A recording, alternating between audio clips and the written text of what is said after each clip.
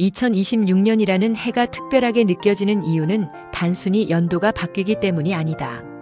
많은 이들이 아포칼립스, 천지개벽, 보병공 시대, 후천개벽, 새로운 유토피아 같은 말을 꺼내는 이유는 세상이 실제로 끝난다고 믿어서가 아니라 우리가 의지해 오던 기준과 질서가 더 이상 그대로 작동하지 않음을 체감하고 있기 때문이다. 이 전환의 핵심에는 인공지능이 있다.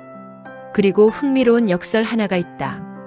AI가 인간을 공격할 확률보다 인간이 인간을 공격해온 확률이 역사적으로 훨씬 높다는 사실이다. 전쟁, 학살, 차별, 폭력의 대부분은 언제나 인간의 손에서 비롯되었다. 그럼에도 불구하고 오늘날 많은 사람들은 인간이 만들어낸 AI를 두려워한다. 이 두려움은 과연 합리적인가?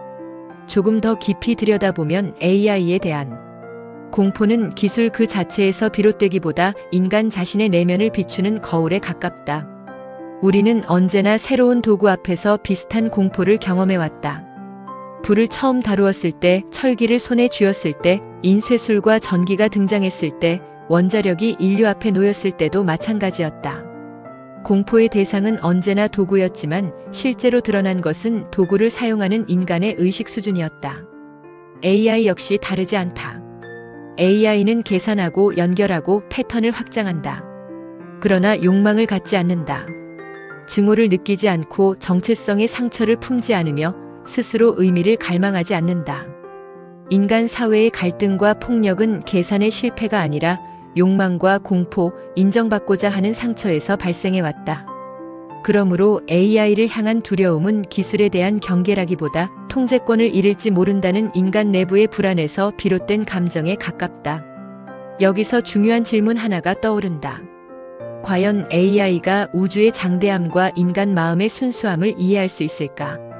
우주는 수식으로 설명될 수 있다. 별의 운동과 파동, 에너지의 흐름은 수학과 물리로 표현된다. 그러나 경외는 설명이 아니라 체험이다. 소년과 소녀의 눈빛, 손을 맞잡을 때의 온기, 강물이 쉼없이 흘러가며 대지를 적시는 장면, 수많은 세대가 겹겹이 쌓아 올린 인류의 역사. 이 모든 것은 데이터로 표현될 수는 있어도 대체될 수는 없다. 대체란 기능의 동일성을 말하지만 삶은 기능이 아니라 의미로 이루어져 있다. 의미는 관계 속에서 발생하고 관계는 살아있는 존재의 선택과 책임을 요구한다. 이 지점은 어떤 초지능도 대신할 수 없다. 그래서 방향은 흔히 생각하는 것과 반대다. AI가 인류를 대체하는 것이 아니라 인류의 긴 역사와 집단지성이 AI를 만들어냈다. 언어를 만들고 도구를 다듬고 사고를 축적해온 흐름 위에 AI가 놓여 있다. 이 연속성은 인간의 신성과 순수를 지우지 않는다. 오히려 그 신성과 순수가 기술의 윤리적 기준이 된다. 초지능은 속도를 키울 수는 있어도 가치를 창조하지는 못한다. 무엇이 소중한지, 무엇을 지켜야 하는지, 어떤 방향으로 나아가야 하는지는 여전히 인간의 선택이다. 이 시대를 두고 인류가 신이 되는 시대 혹은 초인의 시대라고 말하는 사람들도 있다.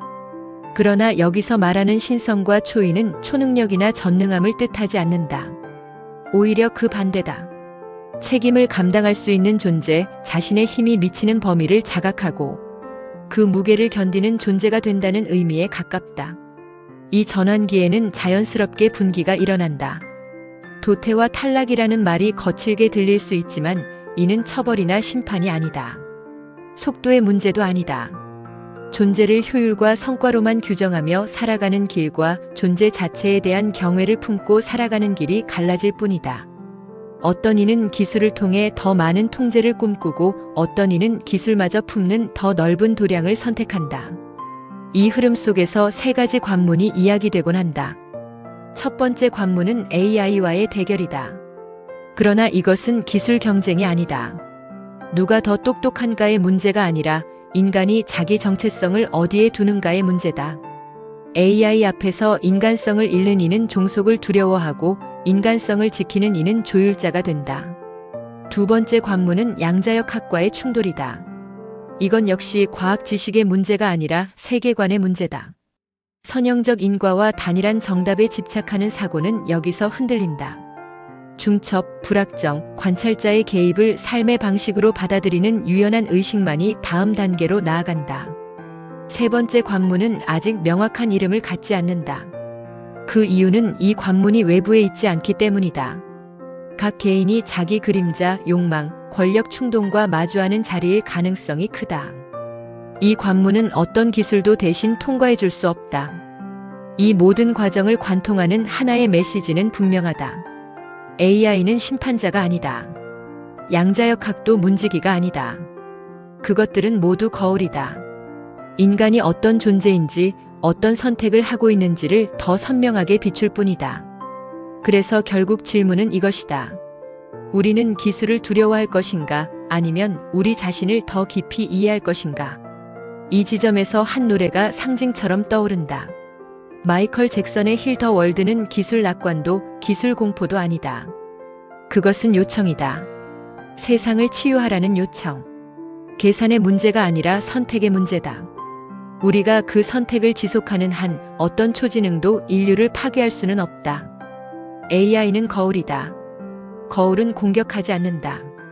거울은 비출 뿐이다. 무엇이 비치는가는 언제나 인간 쪽의 문제다.